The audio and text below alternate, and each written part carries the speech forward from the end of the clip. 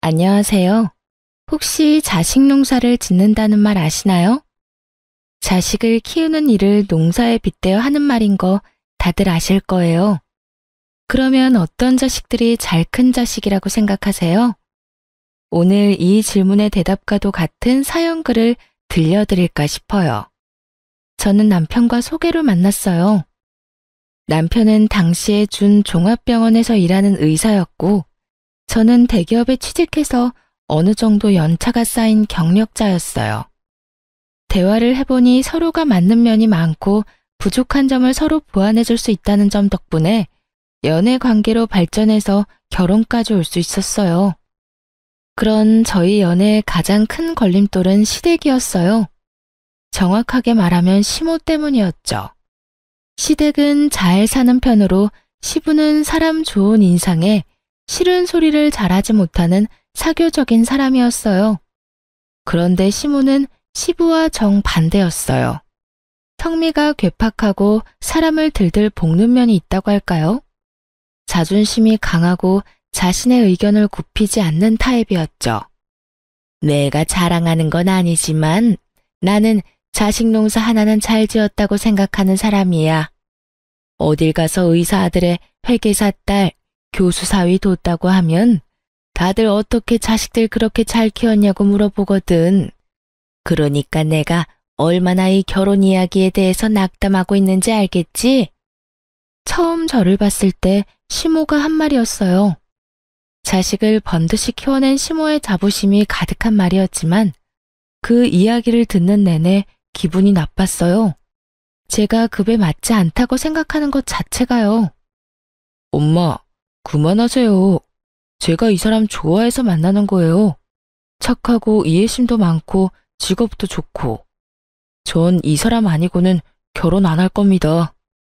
착하고 이해심 많고 직업도 좋은 여자들보다 나는 우리 아들 내조나 잘해줄 좋은 집안 며느리를 원해. 동네에서 장산하는 그런 별 볼 일 없는 집안 자식 말고 내가 그 정도 원하는 게 욕심인 거니? 아들이 의사고 내 딸이 회계사인데 사람들은 수준이 맞는 사람들끼리 어울려야지. 네가 지금은 이렇게 콩깍지 때문에 죽고 못 사네 하겠지만 살아봐라. 내 말 틀린 거 하나 없을 거다. 아가씨가 뭐 하는 사람인지는 모르지만 이미 집안이 우리랑 급이 안 맞아. 결혼 승낙을 맡으러 간 자리에서 들어야 할 말은 아니었죠.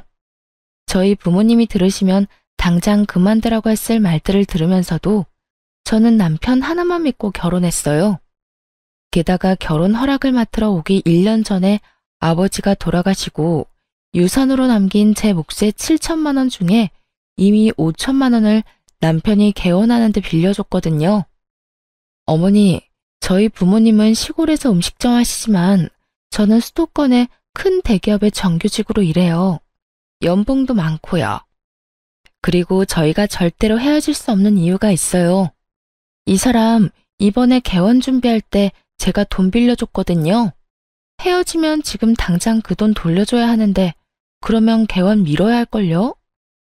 개원 엄청 좋아하셨다고 들었는데 괜찮으세요? 대기업 연봉에 개원 자금까지 빌려줬다는 말이 시모의 마음을 간신히 돌려놓긴 했어요. 그때 시모의 표정을 잊을 수 없어요. 그 정도면 최소한의 도움은 되겠구나 싶은 표정. 기분이 개떡 같았지만 남편과 시부 때문에 참았어요. 그렇게 결혼하고 저는 무척 바쁘게 지냈어요. 내조를 원하는 시모를 생각하며 바쁘고 힘든 일정에도 남편의 건강과 식사에 신경을 썼죠. 그렇지만 결혼 1년 만에 아이를 가져 육아휴직을 쓴 뒤 다시 출근을 해야 했을 때는 정말 너무 시간이 없었어요. 정신도 없었고요. 애 키우는 부모들은 모두 잘 알 거예요. 애를 키우며 일을 한다는 게 얼마나 힘든지. 게다가 남편이 육아를 도와줄 수 없는 환경이라면 육아휴직 후 오랜만에 출근한 상황이라면 시간뿐만이 아니라 몸이 10개라도 부족하다는 걸요. 그래서 저도 시모에게 연락하는 일이 점점 뜸해졌어요. 그래도 일주일에 2번은 꼬박꼬박 연락했어요. 한 번은 시부에게, 한 번은 시모에게요. 두 분의 사이가 좋은 게 아니라서 그렇게 따로 연락을 드렸지만 그래도 며느리에게 연락 왔다는 말 정도는 하고 사는 줄 알았거든요. 그런데 시모는 그게 싫었던 모양이었어요. 제 생일에 남편이 양가 가족과 함께 식사를 하고 싶다고 했어요. 솔직히 불편한 마음이 더 컸죠. 사돈은 멀수록 좋다는 말도 있는데다가 동생이 로스쿨 졸업 후에 변호사 시험을 봤는데 첫 해에 떨어져 버렸거든요. 아마 밖에 나오는 것도 부담스러울 테고 다른 사람 입에 오르내리는 것도 싫을 거라고 생각했거든요. 남편은 그러면 양가 부모님만 모시고 제 생일 파티를 하자고 했어요. 그러면 두 가족이 모였는데 그때 시모가 밥 잘 먹는 저희 친정어머니에게 말을 꺼냈어요. 사부인도 마음이 영 불편하겠어요. 자식 농사 잘못 지으면 고생한다는데 아들이고 딸이고 얼마나 마음에 안 들겠어요.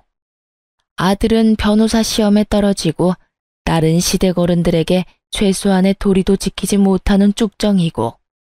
참 대단하시네요. 어떻게 그런 쭉정이를 다른 집에다 팔 수가 있어요? 나 같으면 부끄러워서라도 그렇게 못할 텐데. 한순간 숨이 멈춘 것처럼 조용해졌어요. 시모의 발언은 선을 넘어도 한참 넘은 말이었죠. 친정엄마의 얼굴이 새하얗게 질린 데다가 당황스러운 기색이 역력했어요. 저도 그 말 듣고 있다가 너무 놀라 시모에게 큰 소리를 내고 말았어요. 어머님, 그게 무슨 말씀이세요? 내가 틀린 말 했니? 네가 바쁘면 얼마나 바쁘다고 연락을 일주일에 한 번만 해? 어른들이랑 같이 사는 게 아니면 매일 전화하고 한 번 물어야 하는 건 당연한 도리 아니야. 그리고 내가 없는 말 한 것도 아니고 자식 농사 이따위로 지을 바에야 아예 자식을 안 낳는 게 좋지. 어머님, 그게 불만이시면 저한테 말하시면 되잖아요. 꼭 제 생일에 저희 친정 부모님 있는 곳에서 그런 말씀 하셔야겠어요. 그럼 언제 말하니? 네 잘못을 너희 어머니도 알아야 할 것 아니야. 그럼 네가 처음부터 잘하지 그랬어? 제대로 못한 건 너야. 그리고 너 어디서 두 눈 똑바로 뜨고 대드는 거야? 네가 그런다고 내가 무서워할 줄 아니?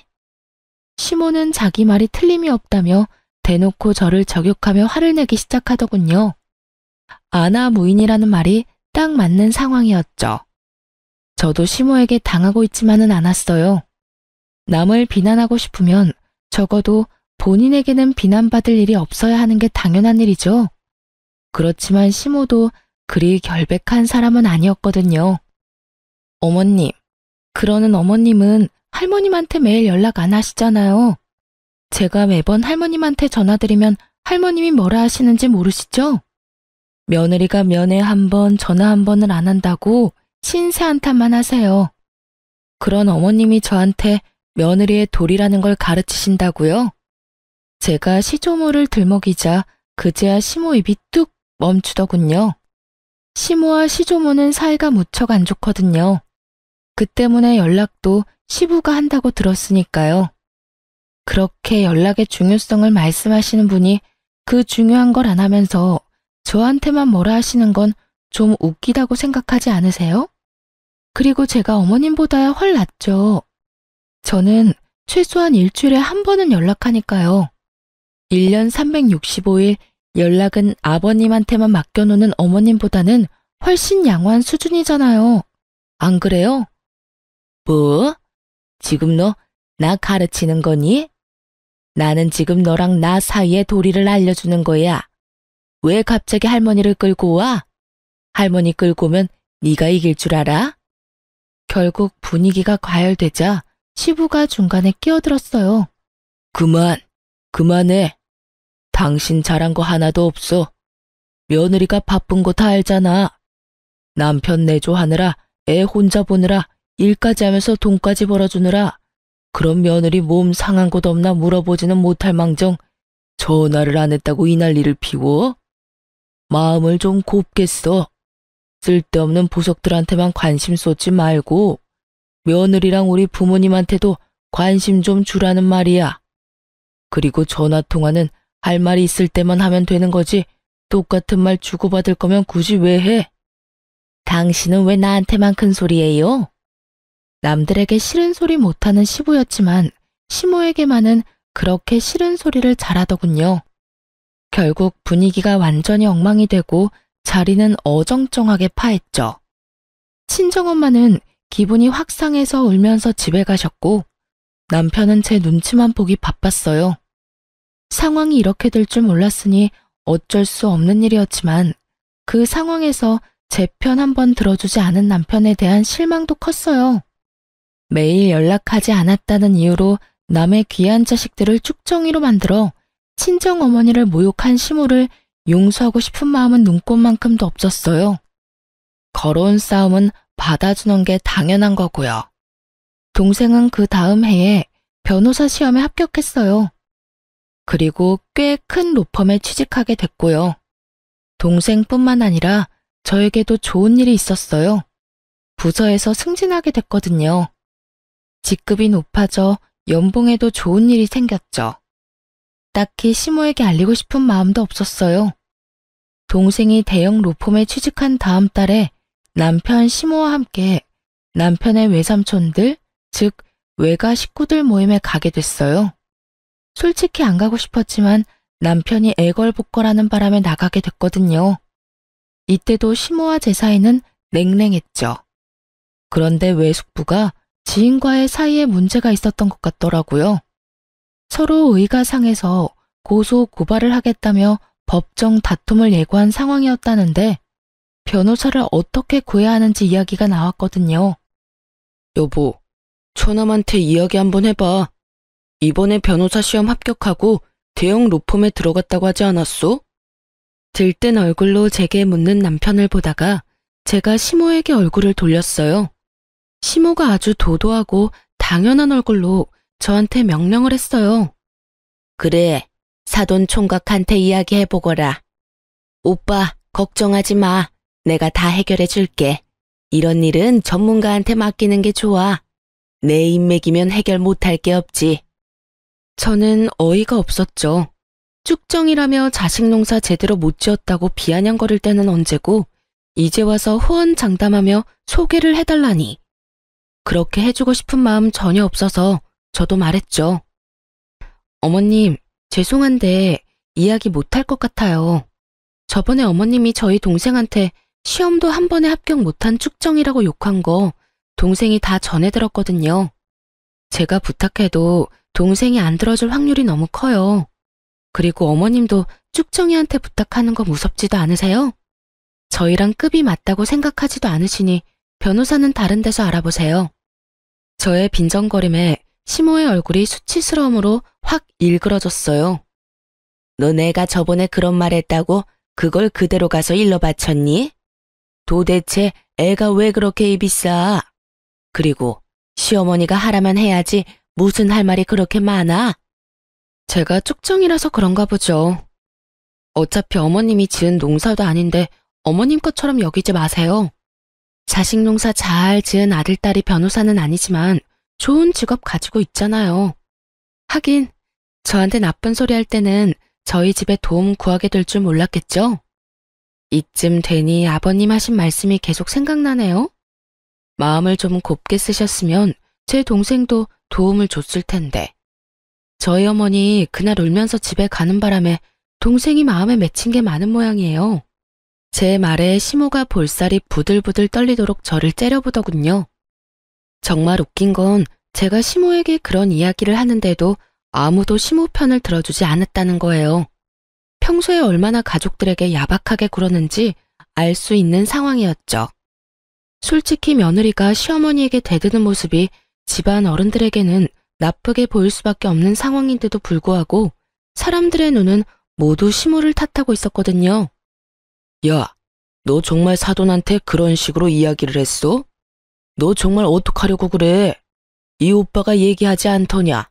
사람이 인심이 없고 성미가 괴팍하면 행동거지 말이라도 조심해야 한다고. 너 언젠간 네가 한 행동 고스란히 돌려받을 때가 올 거라고 내가 이야기했지? 어휴, 동네 창피해서 원. 오빠는 누구 편이야? 아니, 급이 맞아야 이야기를 할 거 아니야, 급이. 솔직히 우리 집안에 대볼 수 있는 집안이기나 해. 시골에서 장사하는 사람들. 나는 우리 아들이 이런 애보다 더 좋은 며느리 데려올 수 있을 거라고 생각했어. 그래서 내가 그런 말 한 거지. 그리고 틀린 말도 아니잖아. 며느리 꼴랑 대기업 다니는 거 가지고 그거 아무나 다 다녀. 뭐 그렇게 내세울 거 있다고? 대기업을 누가 아무나 다녀? 너 진짜 그 콧대가 한도 끝도 없이 높아져서 어떡하려고 그러냐? 애들 일이고 이미 결혼했어. 그러면 너도 마음 놓고 후덕한 시어머니 노릇을 해야지. 아우, 시끄러워. 잔소리 좀 그만해요. 너희들 볼일 끝났으니까 집으로 돌아가. 시모가 영 그 자리에 있기 불편했는지 저희 보고 나가라고 하더군요. 저보다 시모가 더 불편한 자리였던 것 같더라고요. 그렇게 시모와 헤어지고는 더 이상 연락을 하지 않았어요. 남편에게 단단히 일렀거든요. 시부가 하는 것처럼 앞으로 시어머니와의 대화는 남편이 무조건 책임지고 하라고요. 남편은 제 눈치를 보며 알겠다고 고개를 끄덕였어요. 솔직히 남편 탓이 아니라는 걸 알지만 그래도 실망스러운 건 어쩔 수 없잖아요. 저와 친정 편을 들어주지는 못해도 시모를 말려줄 수는 있을 텐데 그것마저 못하는 남편을 믿고 있을 수만은 없더라고요. 어쨌든 외가 가족들 앞에서 못된 시어머니로 찍힌 시모는 더 이상 저한테 연락을 강요하지는 않았어요. 솔직히 마음은 편했죠. 이렇게 평생 얼굴 안 보고 살면 좋았을 텐데. 그런데 딱히 인생이라는 게 제 마음대로 되지는 않는 거더라고요. 저희의 문제가 아닌 다른 문제로 시모와 다시 연락하게 될 상황이 발생했죠. 저희 결혼 6년 차에 시모가 시부의 내연녀에 대해 알게 됐거든요. 사실 징후가 없었던 건 아니었어요. 시부는 사람 좋은 모습을 하고 있지만 유독 시모에게만은 하고 싶은 말 다 하면서 짜증내는 면이 있었거든요. 신경질적이고 사람을 아래로 보는 그런 시모의 행동이 사람 좋고 둥글게 사는 시부에게는 좋게 보이지 않았던 거라고 생각해요. 그래서 두 분이 싸우는 일이 잦았던 거죠. 솔직히 며느리로 있으면서 두 사람이 서로 크게 간섭하지 않는다는 느낌을 받았거든요. 그리고 시부의 마음이 이해가 안 가는 것도 아니었으니까요. 저도 시모에게 당해본 일이 있으니까 두 사람 사이가 나쁘더라도 그러려니 했죠. 그런데 시부가 다른 여자와 사귀고 있던 걸 시모가 알게 됐어요. 알게 된 계기는 심플하면서도 충격적이었죠. 시모가 자주 연락하는 보험 설계사가 있어요. 그 사람을 시모가 자신의 중학교 동창한테 소개시켜줬거든요. 그런데 그 보험 설계사가 시모에게 폭탄 같은 소식을 전한 거였어요. 바로 그 동창의 생일날 고급 호텔의 비싼 명품 주얼리까지 애인에게 선물 받았다는 걸 알려줬거든요. 저희 시모는 딱 두 가지 좋아하는 게 있었어요. 바로 농사를 잘 지은 자기 자식들과 반짝거리는 주얼리요. 다이아몬드, 루비, 사파이어, 금. 반짝이라는 것이라면 종류를 불문하고 사모으기 바빴던 사람이니까요.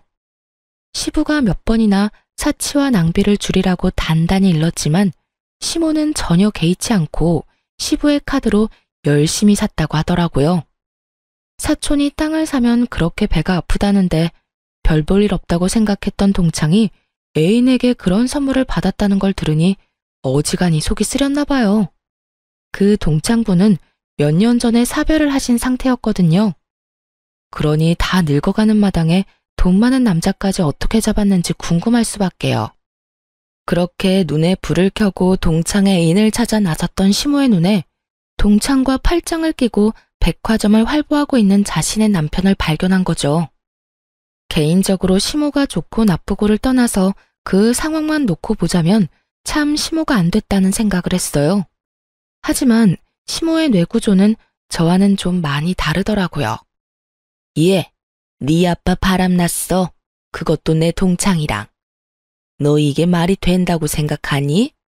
거기다가 살면서 나한테는 반지 하나 사준 적이 없던 인간이 그년한테는 비싼 명품 브랜드의 목걸이 팔찌 세트를 선물했대. 내가 기가 막혀서 줄 거면 지 마누라를 줘야지 왜 그딴 년한테 주느냐고. 나 그렇게 두고 볼 수 없으니까 아들, 네가 나 좀 도와. 네가 그 여자가 너희 아버지한테 받은 것보다 더 좋은 거 선물해줘. 나 곧 생일이잖니. 그 여자가 간 호텔보다 더 좋은 호텔, 그 여자가 아버지한테 받은 선물보다 더 좋은 선물로. 시모의 말에 깜짝 놀란 제가 반대를 하며 나섰어요. 어머님, 그게 무슨 말씀이세요? 아버님이 바람을 폈으면 아버님하고 단판을 지을 생각을 하셔야지 어떻게 내연녀보다 더 많이 받겠다고 아들을 들들 볶아요?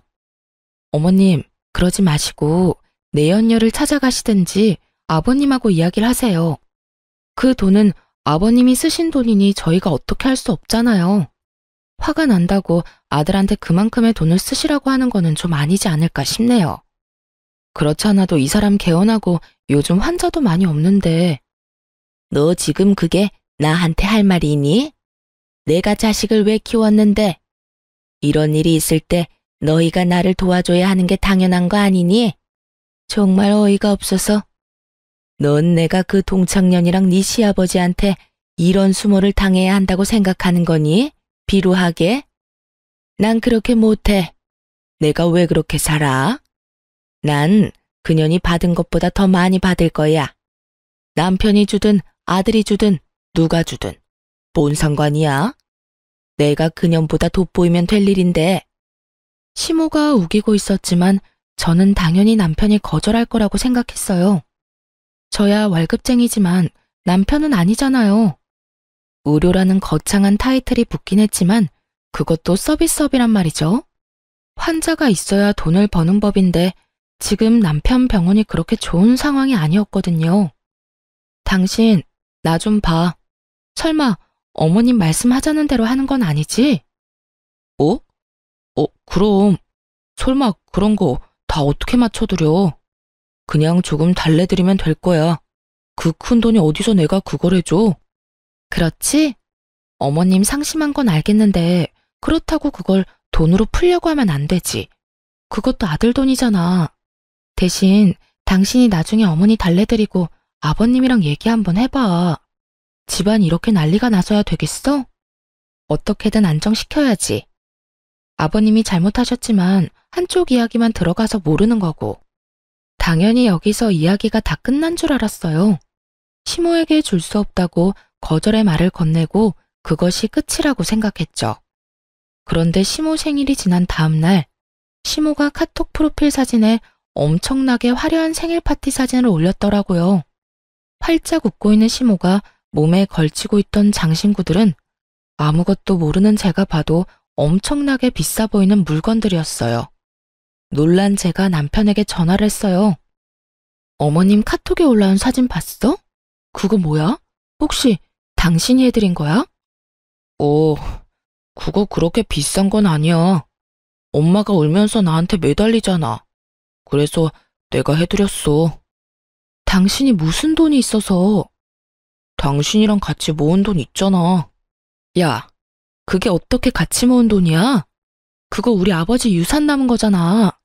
미친 거 아니야? 그 돈이 어떤 돈인데 그 돈을 써? 벌써 쓴 걸 어떡해? 그리고 넌 우리 엄마한테 그 돈 쓰는 게 그렇게 아까워? 엄마 울고불고 아버지한테 배신당해서 힘든데 그거 하나 못 해주냐고. 이게 어디 헛소리야?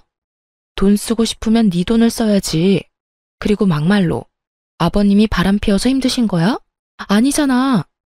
아버지 내연녀가 비싼 거 받으니까 그것 때문에 화나신 거지. 하긴 누가 뭐 때문에 화내든 내 알 바 아니지. 돈 다시 돌려놔. 안 돌려주면 나 절대로 가만히 있진 않을 거야. 한 달 내로 통장 잔고 원상복구 해놔. 제 명의로 된 통장에서 돈을 어떻게 뺀 건지 알고 나서부터는 이혼을 해야 하나 심각히 고민하게 됐어요. 제가 자는 동안 지문으로 제 폰 열고 들어가서 이체시켰더라고요. 이틀에 걸쳐서. 이체 내역 문자로 날아온 거는 다 삭제시키는 치밀함까지. 부부 사이라도 범죄는 범죄잖아요. 그런데 더 웃긴 일이 생겼어요. 제게 사과 한 번 안 하던 남편놈이 시모와 함께 제 눈치를 살살 보며 저를 찾아왔더군요.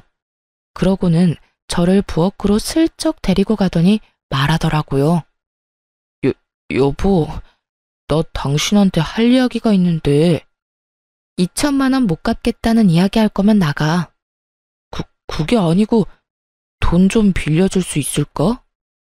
뭐? 무슨 돈? 나한테서 가져간 돈 말고 또 빌려달라고? 엄마가 내 카드로 쇼핑을 좀 했는데 갚을 수가 없어서. 얼마나? 어머님한테 카드는 왜 줬어? 아버지가 카드 끊는 바람에 내 거 줬지. 1,000만 원은 필요한데. 미쳤어? 꽥 소리 지르는 통에 시모가 부엌 쪽으로 오더군요. 여태껏 시모 얼굴이 좋았던 적은 없지만 그날은 정말 뺨이라도 갈기고 싶을 만큼 보기 싫은 얼굴이었어요. 너 우리 아들한테 이게 무슨 짓이야? 미쳤냐니? 내가 우리 아들 얼마나 애지중지 키웠는지 몰라? 그리고 너는 돈도 잘 번다는 애가 이 정도로 돈도 못 갚아줘? 언제는 나더러 대단한 인재인 것처럼 말하더니 너도 별 볼 일 없는 애였네. 어머님, 지금 이 사람이 갖다 쓴 돈이 얼마인지 알고는 있으세요? 저번에 호텔이랑 장신구들 산 돈도 남편 돈이 아니라 제 돈이었어요. 그런데 이번에 또 돈을 빌려달라고요? 전 그렇게 못해요. 저희 아버지 유산으로 받았던 2천만 원 갚기 전까지는 아무것도 못해줘요. 아이고, 그래서 우리 아들이랑 헤어지기라도 하게? 차라리 잘 됐네. 그래, 응? 네가 감히 의사 남편을 어디 가서 만나겠어? 우리 아들이 너 불쌍하게 생각해서 만나준 거야. 그런 주제에 뭐가 어쩌고 저쩌지? 지가 대기업 다닌다고 아주 시어머니를 물로 보나 본데 나도 너 같은 며느리 두고 싶은 마음 눈꼽만큼도 없어. 시모에게 심한 말을 듣고 있는데도 남편 놈은 멀뚱멀뚱 저와 시모를 쳐다보고만 있더군요. 결국 열받은 제가 남편에게 화냈어요. 이게 당신 뜻이야?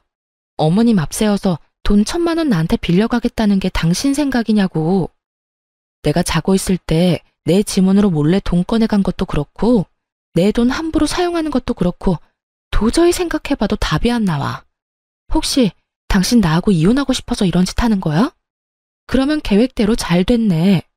당신이 하는 행동들 이제 이해하기조차 싫으니까 그냥 깔끔하게 이혼해. 여보, 갑자기 이혼이라니. 별일도 아닌 걸로 무슨 이혼이야. 갑자기가 아니지. 네가 한 짓을 보고 말해. 그리고 네 엄마가 쓴 돈 정도는 네가 알아서 갚아. 마누라한테 손 벌리지 말고. 너 그걸 지금 말이라고? 그런다고 우리가 무서워서 벌벌 떨 줄 아니? 두고 봐라. 누가 더 손해인지. 네가 우리 아들하고 이혼하고도 좋은 남자 만날 수 있을 거라고 생각해? 네 주제를 알아. 너 같은 년은 죽었다 깨어나도 우리 아들 같은 남자 못 만나. 마음대로 생각하세요. 자는 동안 마누라 재산 몰래 빼돌린 인간이 제대로 된 인간일 리가 있겠어요? 그런 행위를 범죄 행위라고 하거든요. 저도 마누라 돈 빼돌리는 남편 필요 없어요. 그렇게 저는 남편과 이혼 소송에 들어갔어요. 그리고 소송이 진행되면서 저는 부채 관계를 명확히 하기 위해 남편에게 결혼 전에 빌려준 개원자금 5천만 원과 시모 생일에 몰래 쓴 2천만 원을 돌려달라고 했어요. 그런데 남편은 이혼 소송을 하고 있는 와중에도 무례하게 찾아와 저를 설득하려 했었어요. 여보, 당신이 좀 이해해줘. 내가 돈 그렇게 쓴 거는 미안해. 정말로 미안하다고 생각하고 있어. 하지만 그렇다고 우리 엄마가 나쁜 마음에 그런 건 아니잖아. 나도 나쁜 의도로 그런 거 아니고. 그냥 어머니가 아버지한테 배신당하면서 생긴 마음의 상심을 덜어주려고 한 것뿐인데. 자기 합리화하려는 남편 놈을 째려봤어요. 물론 내가 잘못하긴 했지. 그러니까 여기 와서 당신한테 빌고 있잖아. 나 정말로 수중에 돈이라고는 없어. 그러니까 이혼 소송 없던 걸로 하고 2천만 원도 천천히 갚는 걸로 하면 안 될까? 내가 왜? 나 이혼할 거야, 당신하고. 당신은 나랑 이혼할 마음도 없으면서 어떻게 사람 자는 동안 남의 재산 빼돌릴 생각을 했어? 당신이 한 짓이 무서워서라도 나는 이혼해야겠으니까 이런 이야기 할 거면 나 찾지 마. 여보, 내가 이렇게 빌게. 다시 생각해봐, 응? 저는 절대로 이혼을 번복할 생각이 없었어요. 남편보다도 시모 때문에요. 시모가 시부와 싸우고 저희 집에 들어왔거든요. 저는 남편과 이혼 소송 시작하면서 친정으로 거처를 옮긴 상황이었고요. 제 이혼의 중요한 한 축을 담당하는 시모와 어떻게 같이 살 수 있겠어요? 다시 생각을 왜 해? 내가 다시 생각하면 지금 그 집 들어가서 시모 모시면서 살아야 되는 거 내가 모를 줄 알아? 나는 시모 통장 노릇은 둘째치고 시어머니 수발까지 들고 싶은 마음은 요만큼도 없어. 그러니까 나 설득하려고 하지 마. 여보, 나 진짜 안 좋은 상황이야. 병원은 계속 적자고. 어머니 씀씀이는 날이 갈수록 커지고 있어. 이런 상황에 당신한테 7천만 원에 우리 사는 집까지 나누고 하면 정말 남는 거 단 하나도 없다고. 돈이 왜 없어? 당신 진짜 웃기네. 집에 얼마 전에 가득 들어오지 않았어? 그게 무슨 말이야? 아무것도 모르는 듯 반문하는 남편에게 저는 아주 좋은 정보를 하나 알려줬어요. 시모를 엿먹일 수 있는 아주 좋은 정보. 당신 어머님이 가득 모아놓은 주얼리들 있잖아. 그거 다 팔면 못해도 몇 천만 원은 훌쩍 넘어. 몰랐구나? 제 말에 남편 눈빛이 반짝 빛나더군요. 돈 없으면 그거라도 팔아서 주면 되잖아. 어차피 돈 쓴 건 어머님이니까 어머님이 갚아야 하지 않겠어? 근데 그거 얌전히 주시려나 모르겠네. 친아들 마냥 아끼고 있으니. 이 정도 말하면 알아들었을 거라고 생각했어요. 솔직히 이런 이야기 해주고 싶지는 않았는데 저는 받아야 할 돈이 있었고 절대로 손해보고 싶지는 않았거든요. 게다가 무엇보다도 시모를 용서할 생각도 없었고요. 그래서 슬쩍 이야기를 흘렸죠. 역시나 제 말을 제대로 알아들었는지 남편은 며칠 뒤 제 뒤통수 치고 가져간 2천만 원을 바로 마련해서 통장으로 넣어주더군요. 얼굴에 기름기가 좔좔 흐르는 것이 큰 돈을 마련한 것 같더라고요. 다행이네. 이해력은 나쁘지 않아서. 일단 2천만 원은 해결됐고 나머지 5천만 원도 빠른 시일 내에 해결해. 이혼 전에 잡다한 거 싹 정리하고 싶으니까. 걱정 마. 돈 없으면 어머니 목걸이 몇 개 더 팔면 돼. 요즘 금값도 많이 올라서 그런지 살 때보다 더 많이 받아. 그리고 그거 아니더라도 곧 부모님 이혼하실 것 같거든. 그때 어머니가 받은 것들로 돈 마련할 수 있으니까 뭐 일단 좋은 방법 알려줘서 고마워. 돈이 생기니 이혼 다시 생각하라는 말도 하지 않더라고요. 자기 엄마 물건 팔아서 돈 마련한 주제에 자기가 대단한 것처럼 굴고 있으니 어찌나 웃긴지. 속으로 비웃음을 참느라 고생했죠.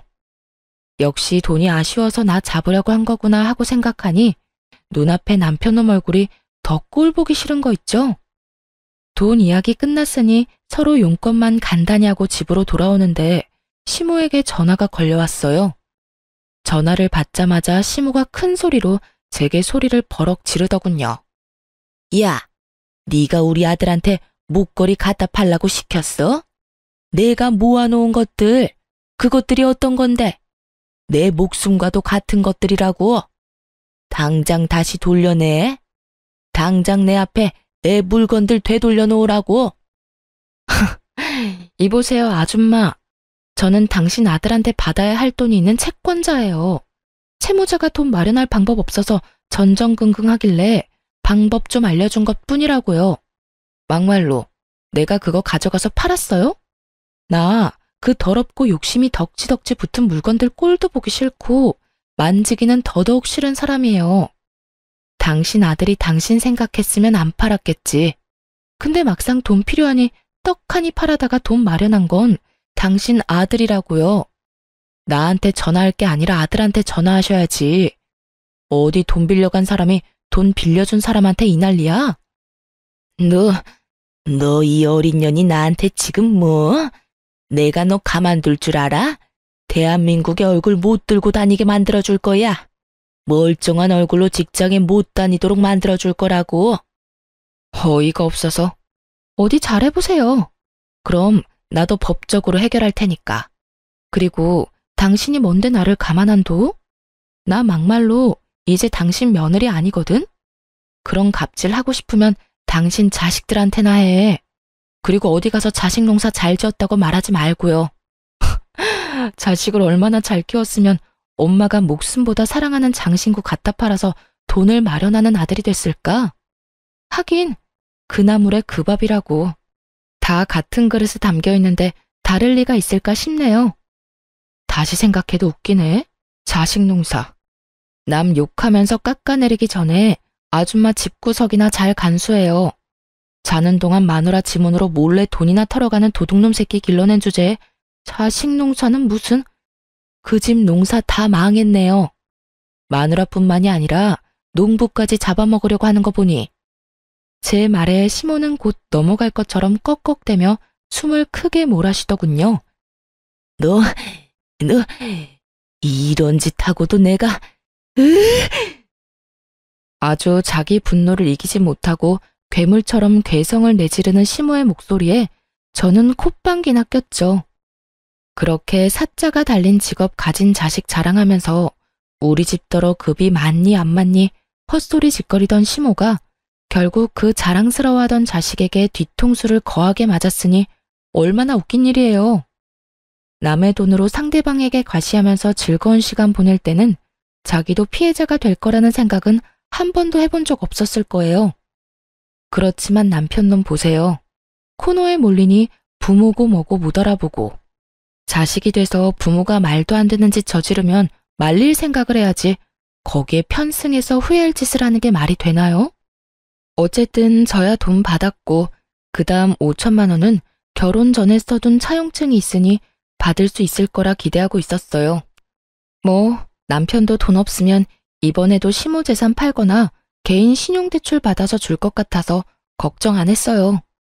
그렇게 남편과 이혼 소송이 끝났어요.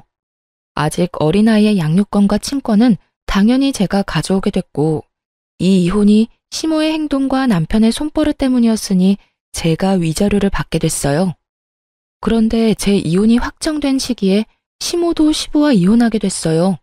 전 남편이 시모가 받을 재산 분할에 아주 신경을 바짝 쓰고 있더군요. 그거 결정돼서 나오면 저한테 5천만 원과 위자료 주고 깔끔하게 헤어지자고요. 부모 돈을 자기 돈처럼 생각하는 놈을 보니 얼마나 웃기던지. 그런데 희희낙낙 아주 즐거운 시간을 보내던 전 남편이 몇 달 뒤에 그늘이 한껏 드리워진 얼굴로 저를 찾았어요. 그리고는 제 앞에서 또 무릎을 꿇고 빌더라고요. 여보, 돈 조금만 더 늦게 마련해주면 안 될까? 지금 상황이 크게 좋지가 않아서. 그건 당신이 알아서 해야 할 일이지. 돈 갚을 수 있다면서 호언장담할 땐 언제고 이제 와서 이래? 분명히 부모님 이혼하면 돈 생긴다고 하지 않았어? 그런데 갑자기 왜 돈을 못 갚겠다는 건데? 위자료는? 양육비는? 안 되면 분할 납부라도 해. 나도 일이 이렇게 될 줄 몰랐으니까 그러지. 아버지 재산이 좀 있는 데다가 아버지가 바람 피워서 이혼하는 거라 당연히 엄마한테 재산 분할돼서 올 거라고 생각했지. 그걸로 당연히 급한 내 사정부터 해결하려고 했고. 그런데 아버지 재산의 대부분이 없어졌더라고. 상간녀 앞으로 아버지가 벌써 오래전에 옮겨놨던 거야. 게다가 더 웃긴 건 뭔지 알아? 우리 엄마가 아버지 카드로 사들인 주얼리 있지? 그거 귀금속들도 재산 분할 대상에 들어가더라고. 결국 엄마가 가진 귀금속들 때문에 도리어 재산 분할해서 엄마가 불리해지더라고. 그렇게 많이 사모았는지 몰랐어. 그래서 지금 우리 엄마한테 남은 거라고는 지금 사는 집 전세금 일부 정도고 그거라도 남기려면 엄마가 가진 물건들 팔아서 아버지에게 도리어 돈을 더 줘야 할 판이야. 더 환장할 일은 아버지가 이혼 사유로 그 귀금속 사들이는 데 든 돈과 엄마 낭비벽을 콕 집어 말하는 바람에 위자료도 원하는 만큼 못 받게 됐다는 거야. 남 보기에 부끄러워서 이거 어디 가서 하소연하지도 못해. 솔직하게 말하자면 시부모의 이혼이 시모에게 좋은 방향으로 돌아갈 거라고는 생각 안 했어요. 시부에게 불리한 상황이지만 그만큼 시모의 낭비벽도 대단했으니까요. 그래서 처음부터 남편 계획대로 될 것 같지는 않더라고요. 그런데 머리를 쥐어뜯으며 짜증을 삭이며 말하는 전 남편을 보니 솔직히 어이가 없더군요. 자기 이혼 위자료와 부채를 해결하려고 시모를 이용하려고 한 놈이 시모가 받을 돈이 많지 않다는 걸 알고서 짜증을 내다니. 그래서 지금 당신 부모님 이혼이 당신 생각대로 되지 않아서 내 돈을 못 갚겠다는 이야기야? 당신이나 당신 어머니나 똑같네? 당신이 쓴 돈이야. 그럼 당신이 갚아야지. 그걸 어머니 재산에서 빼내려고 하는 거 보니 참 기도 안 차네. 어머니 돈이 당신 돈이라고 생각하는 건 아니지? 당신 어머님도 이런 자식 두고 어디 가서 자식 농사 잘 지었다고 말하기 곤란하겠네. 나 같으면 엄마 낭비벽부터 잡을 거야. 어차피 당신 어머님이랑 지낼 거 아니야? 두 눈 뜨고 코 베이지 말고. 어머님이 당신 사정 봐주는 줄 알아? 당신이 어머님 사정 안 봐주는 것처럼 어머님도 똑같은 생각할 거라고는 생각 안 해봤어? 어머님이 무슨 생각하는지 내 눈에는 이렇게 훤한데. 분명히 이혼해서 졌다고 생각하고 있겠지. 그러면 어떻게 될 것 같아? 나라면 전처한테 와서 애언을 할 게 아니라 너네 엄마 고삐부터 쪼아댈 거야. 분명히 그 내연녀한테 졌다고 생각하고 또 엄청난 사치 낭비하면서 다른 사람들한테 과시하려고 할 테니까. 당신은 자식이면서 그런 것도 몰라? 제 말을 들은 남편이 푹 숙이고 있던 얼굴을 번쩍 들더군요. 그 눈빛에 고인 불안함을 보니 본인도 감이 온 것 같더라고요. 내연녀가 생일에 고급 호텔에 비싼 주얼리를 받았다는 이유로 아들을 들들 볶아서 2천만 원을 개어내게 만드는 엄마인데 이혼해서 졌는데 가만히 있겠어요? 절대로 가만히 있을 위인이 아니죠. 거기까지 생각이 미쳤는지 그제야 전 남편은 제게 인사도 없이 헐레벌떡 뛰어가더군요. 저런 인간이 어떻게 의사가 됐는진 모르겠지만 이거 하나는 확실했어요. 시어머니가 자식 농사는 참 조져놨다는 거요. 그러고서는 얼마 안 돼서 남편이 저한테 5천만 원을 보냈더군요. 어떻게 이렇게 빨리 돈을 마련해 봤더니 돈도 안 되고 적자만 나던 병원을 팔았더라고요. 동네 자그마한 의원이긴 하지만 그래도 개원이라는 걸 소중하게 생각하던 남편이었는데 병원을 팔았다니 이제야 정신이 든 건가 싶기도 했죠. 개원이 포기하고 월급 받는 페이닥터로 일하고 있더라고요. 그리고 들려오는 이야기를 들어보니 시모의 고삐를 꽉 쥐고 있다고 하더라고요. 그 뒤로 시모가 낭비를 하거나 돈을 썼다는 이야기를 들어보지 못한 걸 보면 시모 숨통을 제대로 쥐고 있는 게 틀림없어 보였어요. 그러게 처음부터 정신 차리고 시모한테 안이 돌렸으면, 아니 시모한테 동조하지 않았더라도 이렇게 마누라랑 이혼하고 병원까지 팔 일이 있었겠냐고요. 그렇게 저와 남편의 이혼한 지 1년이 훌쩍 넘던 어느 날 전 시모가 저희 친정집에 왔다는 전화에 친정으로 급히 갔어요. 엄마를 붙들고 다짜고짜 저를 찾았다고 하더라고요. 보게 해주지 않으면 아예 들어놓을 것 같아서 어머니가 저에게 연락을 한 거였어요. 아니, 아줌마 아들을 왜 여기서 찾으세요? 저 그 사람하고 이혼하고 남남된 지 오래됐어요. 거짓말 하지 마. 네가 우리 아들한테 뭐라고 한 게 틀림없어. 그게 아니면 우리 아들이 날 버리고 그렇게 도망갔겠냐고. 네가 중간에서 이간질한 거 맞지? 그렇지? 전 시모의 말을 듣는 순간 벙침과 동시에 웃음이 났어요. 그 웃음을 참으며 되물었죠. 그 사람이 집을 팔고 도망을 갔다고요? 몰래? 그래. 멀쩡한 가족 파탄 내고 자기 인생 이 꼴로 만든 게 다 내 탓이라며 나한테 지랄 연병을 떨고 갔어. 네가 그런 거잖아.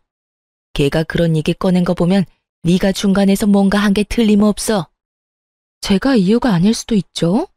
아줌마가 여태 그 사람한테 어떻게 했는지 생각해보면 답 나오실 텐데요. 내가 무슨 잘못을 했다고? 내가 우리 아들한테 얼마나 잘해줬는데. 그리고 세상에 나보다 불행한 사람이 어딨어?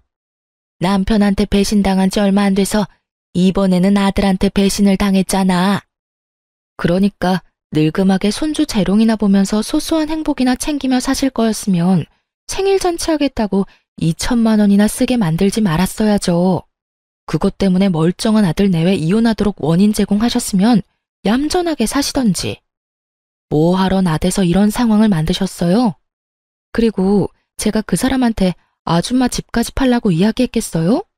아니, 이야기를 했다고 쳐도 아들이 그렇게 효자고 어머니 위하는 자식이면 이야기 듣자마자 그게 무슨 소리냐고 화내고 절대 그런 일 벌어지지 않도록 조심했겠죠. 그런 이야기 한 적도 없는데 아줌마 몰래 집 팔고 도망간 자식을 탓해야지. 왜 여기까지 와서 애꿎은 저희 가족을 괴롭혀요? 이게 너 말 다 했어? 네가 지금 우리 아들이랑 이혼했다고 눈에 뵈는 게 없지? 전 시모가 제 머리끄덩이를 잡으려는 걸 저희 어머니가 말리며 전 시모를 강하게 떼어냈어요. 이 늙은이가 어디 와서 남의 귀한 딸한테 손을 대? 이제 우리는 그 짝이랑 영 상관없는 사람들이야. 내가 그쪽으로는 얼굴도 돌리기 싫은 사람이니까. 우리 딸 결혼하고 딸한테 그 수모를 주고도 딸 자식 마음 생각해서 아무 말 안 하고 참았는데 이제는 나도 한마디 해야겠네. 자식 농사 잘 지어서 좋겠소. 얼마나 농사를 잘 지었으면 자식놈이 엄마 버리고 도망을 가? 지도 보니까 제 어미가 사람답게 살 것처럼 안 보였으니 버렸겠지. 자식놈한테 빌부터 쓰잘데기 없이 돈이나 펑펑 쓰면서 자식 등골 빨아차 먹는 어미나 그런 어미 몰래 집 팔고 폐물 팔아서 도망가는 아들이나 아주 똑같은 것들이야. 우리 딸이 이혼한 건 하늘이 도우신 일이야. 그러니 여기까지 와서 헛짓거리하지 말고 도망간 자식이나 열심히 찾아다녀 이 여편네야. 친정어머니는 그간 당했던 수모를 폭탄처럼 되돌려줬어요. 전 시모는 친정엄마의 말을 들으면서 입만 벙긋거리며 말도 제대로 못하더군요. 그렇게 내쫓으니 더 이상 저희에게 연락조차 하지 않더군요. 들리는 이야기로는 전 시모가 결국 전세금까지 다 아들에게 뺏기고 가지고 있던 폐물도 아들이 다 팔아버리는 바람에 땡전 한 푼 없이 신우한테 도움을 구하러 갔다고 해요. 그런데 신우가 그런 시모를 곱게 볼 리는 없죠. 아버지랑 이혼하면서 재산 찢어진 것도 화가 날 일인데 그나마 분할받은 재산도 지키지 못하고 아들한테 다 갖다 바쳤다면서 왜 자기한테는 돈 한 푼 물려주지 않았냐고 말이죠. 시모가 신우가 힘들어할 때마다 돈을 조금씩 마련해서 줬다는 걸 저도 잘 알고 있었는데 이제와 돈 없고 백 없으니 구박을 하며 못 살게 구는 것이 참 자식들이 왜 저리 컸나 싶더군요. 솔직히 신우 이야기 듣는데 아주 섬뜩하더라고요. 제 자식은 그런 인간들로 키우지는 말아야지 싶었어요. 자식 농사 잘했다며 자랑하던 시모는 결국 신우 집에서도 쫓겨나서 시모의 큰오라버니 집에서 겨우 몸만 의탁하며 지내고 있다고 하더군요. 이혼하고 재혼은 생각하지 않고 있어요. 한동안은 제 이혼 이야기도 하고 싶지 않아서 다른 사람들에게 얼버무렸지만 이제는 그런 상처들도 다 나아서인지 아니면 그 사람들이 그리 좋은 생을 보내고 있지 않아서인지 말하는데 부담이 크게 없어요. 제 사연은 여기서 끝입니다. 읽어주신 분들에게 감사의 마음을 전합니다.